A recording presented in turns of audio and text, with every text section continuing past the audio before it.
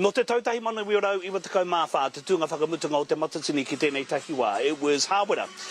1994, the last time Te Matatini was held here in Taranaki. Ka hoki ngā mahara ki āti mai tāmau, e hinga ki runga i te ahurewa i te rāua. And joining us now who's someone who's not only been intensely involved in organisation, communication, interconnection with business, community, and people of Taranaki, but someone who I think may have aspirations of belting out a solo. Actually, if the opportunity arose from one of the Taranaki groups this year. She is, of course, the pōwhiri, the chair of the Kotaitanga o Te Atua Trust. She is Niwi Leader. She joins us now. Liana Poutu, tēnā. Julian. So good to have you. Yeah. How awesome is this? Pretty special. Pretty special. We love this place. We love Pukekura, and we're just so excited to share it with the motu, with the world. Yeah. And how significant and important is it for you, not only as a member of Taranaki, but also someone who was here the last time it was held, actually, 1994, and Hawera. It's a long time, 31 years, but, you know, how significant is it to have it back? Well, ko te mea nui kia au nei, I taua wā, I tū mai aku nenis, aku aunties, and I tēnei wā ka tae rātou te hite I a rātou tamariki mokopuna ki runga I te ātāmera. So really special for a lot of our whānau who stood in 1994, and actually they get to watch their tamariki mokopuna stand underneath the korowai of our maunga Taranaki. It's really special for them. It's special to watch them and listen to them reminisce. And it's really special to be able to share, you know, all the beautiful things about us in this part of the motu, and really excited to have everybody here. I think one of the beautiful things for us has been the coming together of Te Kāhui Maunga. So although we're here in Taranaki, our rohe spreads right down to Rātana, Ruapehu, Wanganui, hoki mai ki konei, so mi haro rawa. Can I just ask, that pōwhiri, it was amazing. And if you don't mind me singling out a specific part of that pōwhiri, which was just blew me away, for want of a better way of putting it, that poi. I counted over 20 minutes. I mean, that was just, I'm running out of words, because it's really hard to describe it, but it was it was emotive. You could feel the significance of that poi, and that welcome, actually, that whole pōwhiri. I mean, for you, it must have just brought a lot of tears and reminiscence and recollections. Yeah, well, kei te muru o te ahi mātou katoa I taua wā.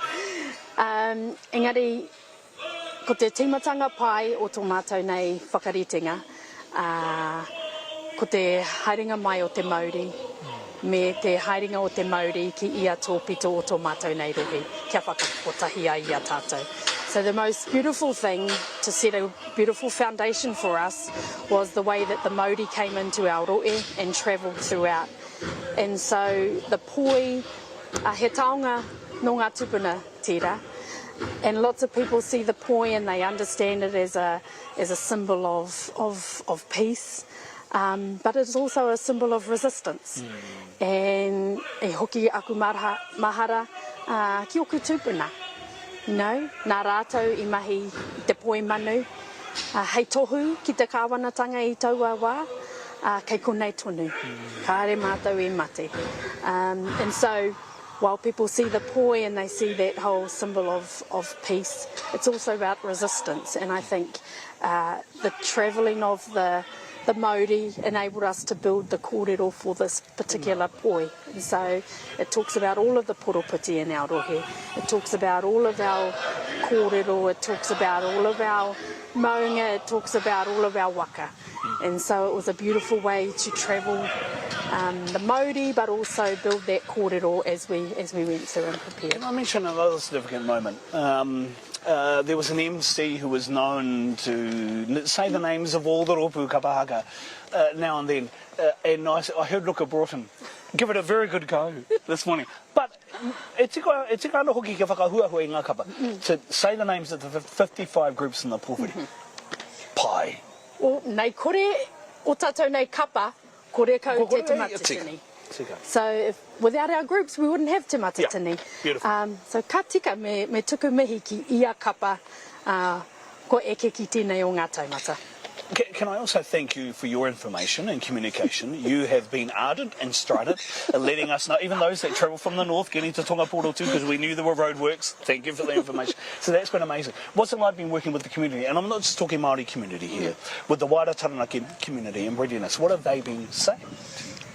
Actually, they're really excited because although it's been with Te Matatini's been in our rohe before, it was in Te Hāwera, so it hasn't been in Ngāmotu. And I think one of the special things has been actually how much the community's come out to support.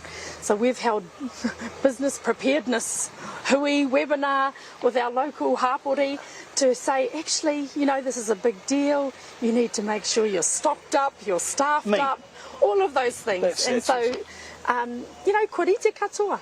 You know, even to the point where all of our kai sovereignty whānau around the rohe planted out, you know, have been harvesting, you know, to prepare for this. So, you know.